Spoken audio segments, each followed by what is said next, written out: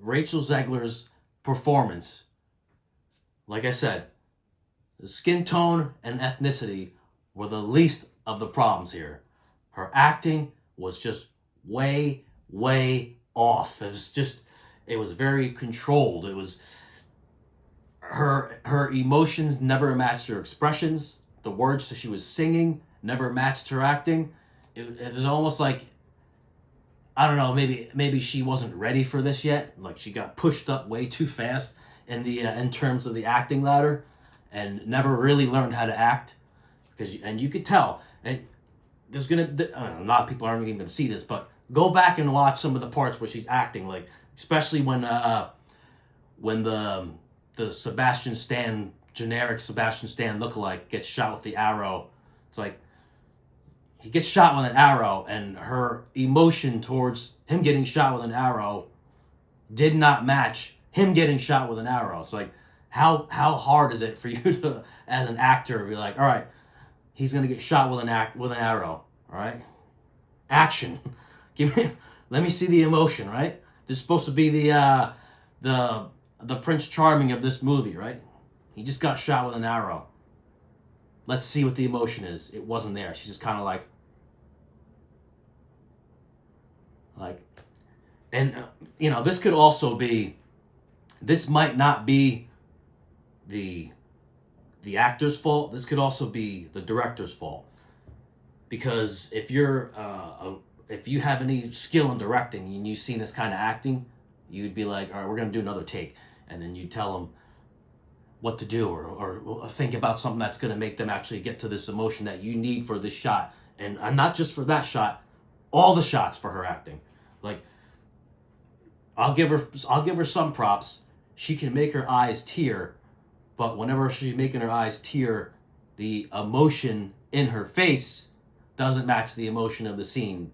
The only thing she knows how to do was make her eyes tear, which she probably was using some sort of tricks anyway with like the menthol stuff or something like that, because it's like, if you have the ability to cry like a trained actor can do, there's something emotional going on in your mind. There was nothing going on in her mind. You could see it. It's just somehow, I guess she, like I said, there's tricks, or she just has the ability to make her eyes tear, but that's it. Also, it could be maybe she can't take direction, or doesn't want to take direction. She could have that. I mean, we already know she has an attitude towards things where she's a know-it-all type of person. So maybe the director had a hard time of trying to tell her these things that I'm saying, and she just wouldn't change it. Like, in her mind, maybe like when she did it the way that she wanted to do it, maybe that was it. Like, all right, we got this, let's move on. So maybe she could be one of those actresses that doesn't take direction well, or even the director doesn't have the power to control this type of actor. That could be a factor in this as well.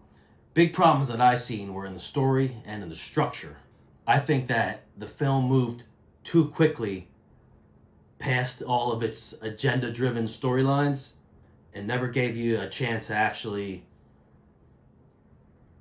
become emotionally attached to any given scene. It was always, here's this scene, let's get this agenda that we want to talk about, boom, move to the next one. The whole movie was kind of like that. It just dominoed all the way through. It's very fast. It didn't take any time to let you marinate into a scene. They just boom, click, and then boom, boom, boom, boom, boom, boom, boom.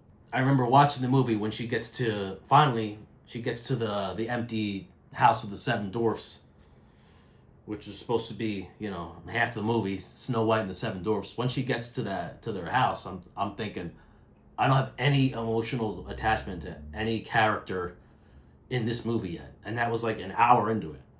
It's like, by this point, you have to have someone that, as an audience member, that you're empathizing with, right? So at that point, I felt nothing. I also thought that the Seven Dwarfs had no real presence in the movie, meaning if you were to take all their scenes out of the movie, you wouldn't even notice that they were in the movie. And that's a big problem, considering it's called Snow White and the Seven Dwarfs. We could probably thank Peter Dinklage for that one. There are two positives in the film that I do want to talk about. I thought that when they did the Hi-Ho song, I thought that was like the only scene in the whole movie that actually kicked a little bit of life into the movie. It was quick, but it was in and out. And then also, I thought a positive was when Gal Gadot was transforming into the evil witch with the apple. I thought that was well done. So they did good. They did a good job on the transformation, I thought. Like I said, the film's pacing was a big issue. It felt like a lot of individual clips thrown together, and it never gave you any time to build up any emotion or tension, which are essential ingredients in making a film.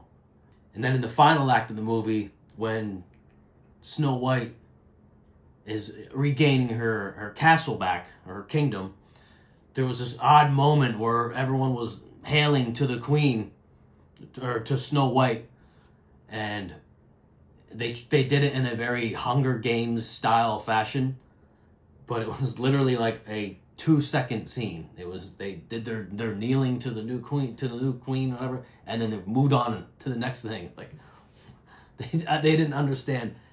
Whoever made this movie didn't understand anything about filmmaking. Like, if you remember from the Hunger Games, that scene where the I volunteers tribute, right? That was probably like a 15-minute scene. We're talking about like a 2-second. They announce the new queen, they kneel, and then it moves on. Now I want to talk about some technical and production issues. One of the major things I thought was a lot of the shots were very tight, like even the establishing shots. And that's a technique that usually independent films do, or lower budget films, because it saves on budget if you don't have to open up the camera and put all that stuff in the background. But it's like, this was all CG.